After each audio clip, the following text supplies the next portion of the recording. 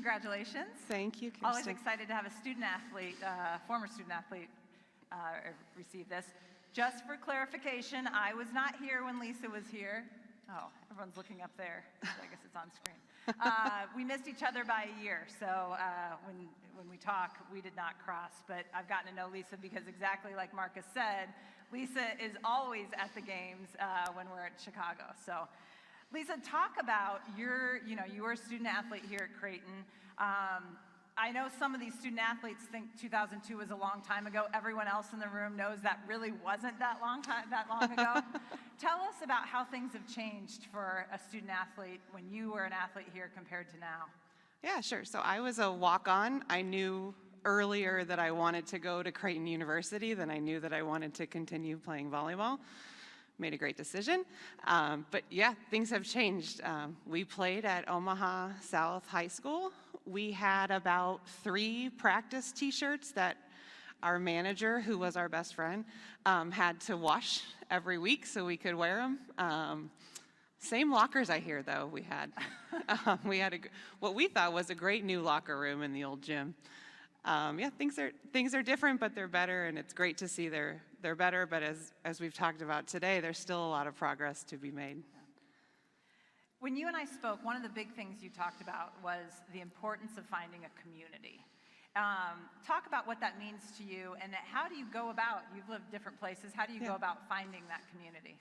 Yeah, in your video, Kirsten, I liked what you said, in that you hope that playing team sports and being an athlete at Creighton allows these female athletes to feel like they can go out into the world and do whatever they want to when they leave Creighton, and it certainly made me feel that way. But one important thing, and you know, I've moved around. I lived in DC, I've lived in Chicago, and I'm from a small town in Nebraska, so none of that was super familiar to me before.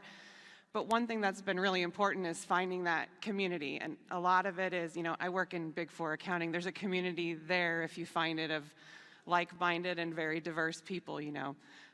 Finding that community in your church, in your community, or through volunteer organizations, and just having that balance in life to, you know, put your head down and work hard towards your career goals, but to also be connected to the greater city, the greater community, to give you that balance and to give you that different perspective when you need it away from, for me, the office.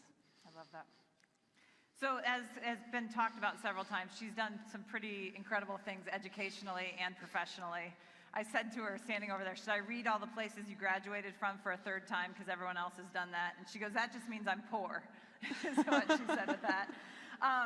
But in addition to all the different, from Creighton to Kansas to Northwestern, you're high up on the totem pole at KPMG, but you're in a male-dominated space. So talk to us about things that you've encountered being the only female or one of only a few females in the room, and specifically maybe how sports have helped you prepared to be able to manage that. Yeah, well, I grew up in a family that, aside from my mom, I was the only female, so it was not an unknown. So Ed taught you how to deal with men? Yeah, exactly. They taught me early how to deal with men. No. But, you know, the importance of knowing yourself, being your authentic self, and not kind of shape-shifting and changing when you're in a room of men. I mean, the great thing about being a woman for me in business is I bring something different to the table. I bring a different viewpoint. I bring a different personality. I bring a different level of excitement at times.